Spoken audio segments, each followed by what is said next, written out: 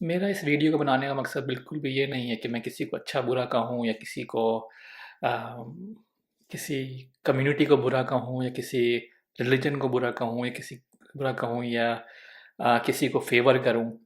मेरा ये वीडियो बनाने का मकसद सिर्फ़ और सिर्फ़ ये है कि जो कुछ भी हुआ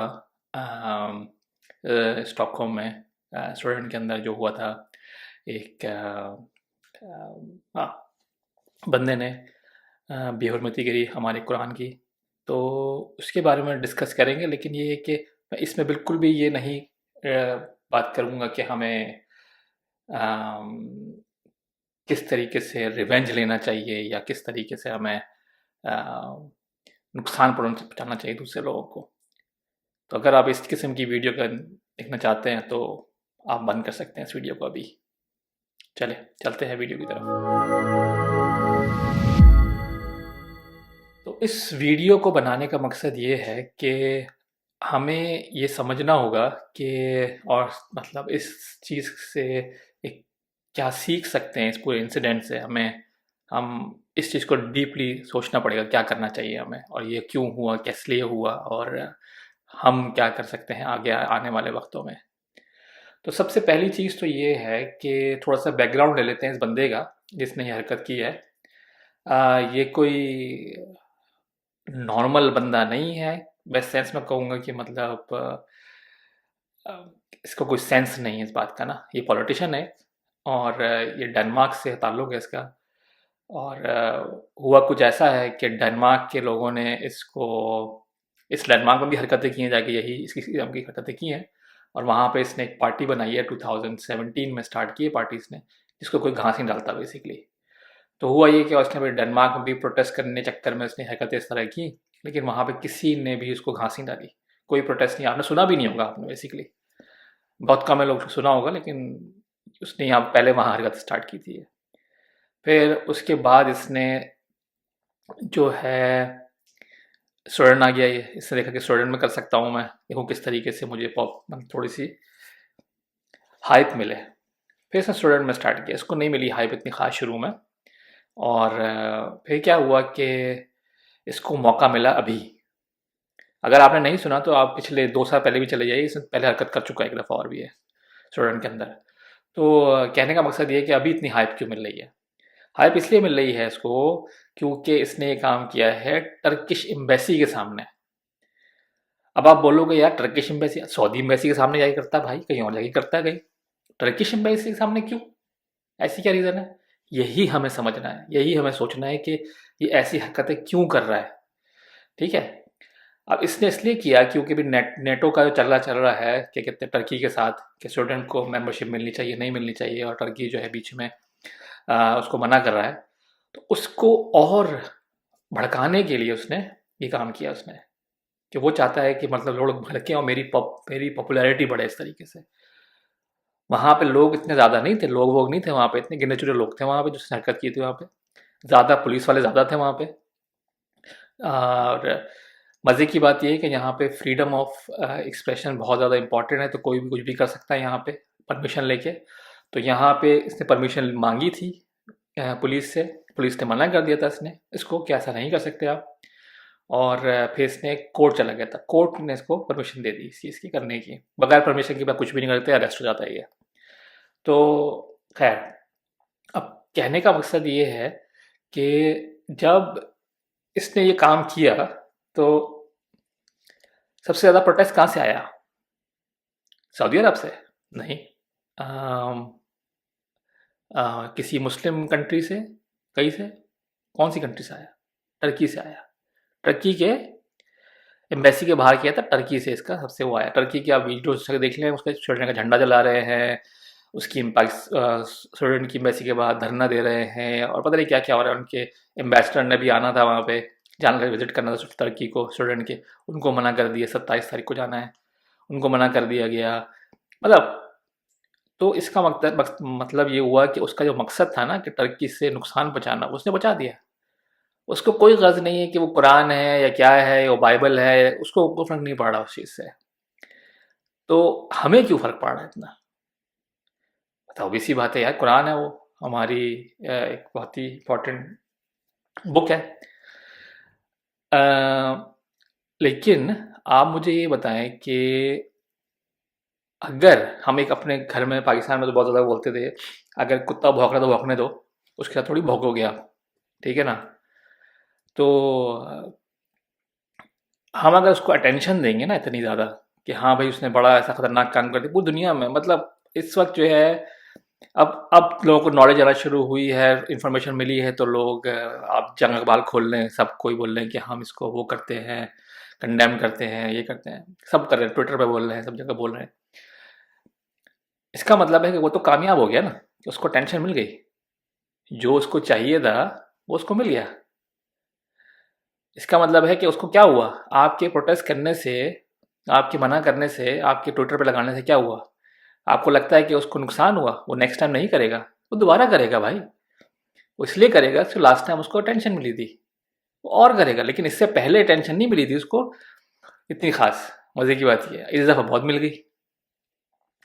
तो और अगर आप ये स्वीडिश न्यूज़पेपर और स्वीडिश के यहाँ पे जो देखेंगे, इवन ये कि स्वीडिश प्राइम मिनिस्टर, मतलब आप इस चीज़ को देख लो, अगर आप लगता है कि जैसे हमारे लोग बोले जा रहे हैं कि स्वीडन ने अच्छा नहीं किया, या वेस्टर्न कंट्रीज या क्रिश्चियन लोग अच्छा नहीं कर रहे, या हम मुस्लिम अच्छा कर रहे हैं, तो स्वीडन के प्राइम मिनिस्टर ने बोला है, उसने भी बयान दिया है कि जो हुआ वो अच्छा नहीं हुआ, वो सही नहीं हुआ, ऐसा नहीं होना चाहिए, हमें अपने लॉज में चेंज करना पड़ेगा, इस तरह की हरकतें, हेट क्राइम नहीं होने चाहिए, ये बोला है उसने। तो वो आई डोंट थिंक कि किसी ने पढ़ा होगा अभी तक, आई डोंट थिंक कि किसी ने समझने की कोशिश की होगी। लेकिन हमें समझना होगा भाई, ये सिर्फ और सिर्फ पॉलिटिक्स है। ये जो है ना, सिर्फ और सिर्फ आप लोग वो गेन करने के लिए, मतलब पॉपुलैरिटी गेन करने के लिए अपने आप को वो कर रहे हैं। अब जो है हम क्या सीख सकते हैं इस चीज़ से? हमें क्या करना चाहिए? हम भी खड़े हो जाएं डंडे लेके, हम भी खड़े हो जाएं, जैसे टर्की में हो रहा है, झंडा जला रहे हैं, कर रहे हैं, उससे क्या होगा? हम वही हरकत कर रहे हैं जो गोरे करते हैं हरकत, कि एक गलती, एक मुसलमान या एक कोई बंदा गलती करता है, या कोई अजीबोगरीब सी हरकत हो जाती है, तो पूरे मुसलमानों की बुराई आती है। हम भी वही करें, हम भी बोलें कि एक डैनिश बंदा जो स्वीडन आके ऐसे काम करता है, तो स्वीडन खराब है, या स्वीडिश लोग खराब है, तो फिर तो हम में और में कोई फ़र्क ही नहीं है। कि हमारे हुजूर ने हमें यही सिखाया कि कोई गंदगी आप पे फेंके तो पलट के आप भी गंदगी फेंको? नहीं ना। जब वो बीमार हो तो उसकी जाके तीमारदारी करो, अच्छे अल्फाज इस्तेमाल करो, अच्छी चीज़ें करो, अपने इखलाक से उसको जीतो। मेरा इस चैनल को स्टार्ट करने का मकसद सिर्फ यही है कि मतलब आप लोग एजुकेट हो सके, ये जो फालतू के प्रोपेगेंडा, फालतू की जो हरकतें होती हैं दुनिया भर में, अपने दिमाग को कचरा करने से बेहतर है कि आप जो है एजुकेट हो और उसको एक एजुकेटेड तरीके से आंसर कर सकें, बनिस्बत इसके कि आप एग्रेसिवली और बुराई करके और अलग अलग तरीके से, हम जो जिस तरीके से हमारे यहाँ करते हैं वो अपनाएं, अपनी प्रॉपर्टी को नुकसान पहुँचाएं। हो काम यहाँ हो रहा है, नुकसान पाकिस्तान में हो रहा है, और नुकसान तुर्की में हो रहा है, बुराई, मतलब तो इसमें उस बंदे का कोई कुछ नहीं गया, उस बंदे ने दोबारा करना ही करना है ये बात। उसको मैं इवन उसका नाम भी नहीं ले रहा, ताकि मैं उसको पब्लिसिटी देना नहीं चाहता उसको, उसके नाम की भी, क्योंकि रीज़न इसका ये है कि मैं नहीं चाहता कि मेरे प्लेटफॉर्म से या मेरे मुंह से निकले हुए अल्फाज जो हैं उसको किस तरीके से वैलिडेट कर सकें। मैं चाहता हूं कि नहीं, मैं उसकी से सीखूं कि वो क्या करना चाह रहा था, क्या किया है उसने, और मैं क्या कर सकता हूं कि नेक्स्ट टाइम नहीं हो। ठीक है? तो नेक्स्ट टाइम ना हो, ये होता है ना कि बिल्कुल आप चीज़ को आइसोलेट कर देते हैं, कि एक चीज़ को, जैसे यहाँ पे स्टूडेंट में जो है एक कॉन्सेप्ट डेवलप्ड हो गया यहाँ पे, कि आपको न्यूज़ में इतनी चीज़ें नहीं नज़र आएंगी, ये चीज़ें ये नज़र नहीं आएगी आपको अनटिल आप सर्च करोगे जाके। जो मेन, जो न्यूज़ में इन चीज़ों को डालने से अवॉइड करें, क्योंकि उनको यही पता है कि अगर इसको हम अटेंशन देंगे तो ये और इसको फ़ायदा होगा, तो ये और करेगा, क्योंकि इसको और अटेंशन चाहिए फिर, जो कि हमें नहीं देनी, हमारे पास इतना फालतू टाइम नहीं है, हम इसको नहीं देंगे। और जितना ज़्यादा इग्नोर हो जाएगा ये, तो फिर सही देखेगा कि यार जब कोई मुझे इतना इम्पोर्टेंस दे नहीं रहा है, जब मुझे कोई इतनी इसकी बेनिफिट हो नहीं रहा है, तो फिर मैं क्यों करूँ ये काम? तो यही चीज़ है, बात सिंपल सी। तो हमें और आपको इस वक्त यही चाहिए कि भाई अवॉइड करो इस किसी किस्म की भी कन्वर्सेशन से, किसी भी किस्म की चीज़ बातों से, क्योंकि अगर आपकी बात बताओ यार, छोटी सी, चार लोग बैठते हैं, चार लड़के बैठे हैं या घर वाले बैठे हैं, कभी भी कभी भी आप उस चीज़ के बारे में बात करते हैं कि जो पाकिस्तान में खुद कुछ हमले हमले होते हैं, उसमें कितने मुसलमान मरते हैं, उसमें को मारने वाला कौन है, कभी इस किस्म की बातें करते हैं? नहीं करते। आप इग्नोर करते हैं उन चीज़ों को, कोशिश करते हैं कि इग्नोर करें, क्या कि मेरे बच्चे ना सुने, ताकि मेरे घर में माहौल ख़राब ना हो, ताकि मेरे दिमाग का माहौल ख़राब ना हो बेसिकली। तो फिर हम इस चीज़ में अपना टाइम क्यों वेस्ट कर रहे हैं? इस चीज़ में अगर लगाना है टाइम, तो टाइम आप ये लगाओ कि इस चीज़ से सीखो कि हम क्या कर सकते हैं और किस तरीके से इस चीज़ को प्रमोट कर सकते हैं। यार बेतहाशा स्टोरीज़ हैं, बेतहाशा स्टोरीज़ हैं। आप पढ़ें, आप सर्च करेंगे तो आपको मिलेंगी कि लोग ड्रग एडिक्ट थे, मतलब इस्लाम के ख़िलाफ़, मतलब वो लोग तो उनका बस नहीं चल रहा था कि मतलब को तो ख़त्म करें सब चीज़ों को। वो मुसलमान कन्वर्ट हो गए। किस वजह से? उन्होंने किसी की बात नहीं सुनी, उन्होंने कुरान पढ़ा और उन्होंने वो लोग उन लोगों के पास गए जिनका मकसद जो है एक दावत देना था, ये नहीं कि आपके ऊपर थोपना था। तो उन्होंने दावत दी उन लोगों को इस्लाम की, ये नहीं कि तुम ज़बरदस्ती लेके आने की कोशिश करी गई। फिर वो कन्वर्ट हो गए। तो हमारा भी काम यही होना चाहिए कि हम जो है ये फालतू के खाली एक टैग लाइन लगा लेने से और अपना बयान दे देने से या खाली बोल देने से हमें फ़र्क नहीं पड़ेगा। हमें चाहिए कि इन चीज़ों को इग्नोर करें, ताकि और इग्नोर करें इन द सेंस कि इनको पब्लिसिटी देने की इग्नोर करें। इस चीज़ से इग्नोर करने की बात नहीं कर रहा बिल्कुल भी मैं आप कि आप इस सिचुएशन को इग्नोर कर दें, नहीं। इस चीज़ से आपको सीखना बहुत कुछ है और बहुत बहुत ज़्यादा चीज़ें आप सीख सकते हैं और आने वाले वक्तों में आपके लिए जो कि चीज़ बहुत करामत होगी। अब मैं एक एग्जाम्पल दूंगा, हो सकता है लोगों को बुरी लगे, लोगों को अच्छी लगे, आई डोंट नो क्या है ये, कि जब आप एजुकेटेड होते हैं ना और आपको पता होता है कि आपको करना क्या है, आने वाले वक्तों में आपको जवाब क्या देना है। अभी तो हमें पता ही नहीं है जवाब क्या देना है, हमें पता ही नहीं है क्या होने क्या वाला है, क्या करेंगे, हमें किस तरीके से हमारा एक्शन क्या होना चाहिए। इस वक्त हम रिएक्ट कर रहे हैं, एक्शन नहीं कुछ कर रहे हैं हम लोग।